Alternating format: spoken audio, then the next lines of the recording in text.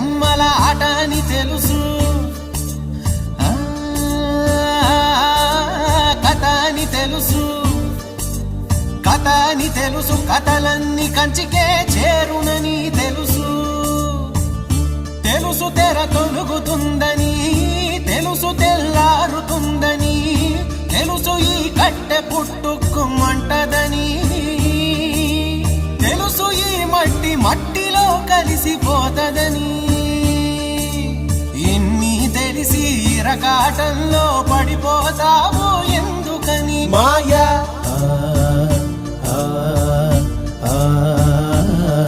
మాయా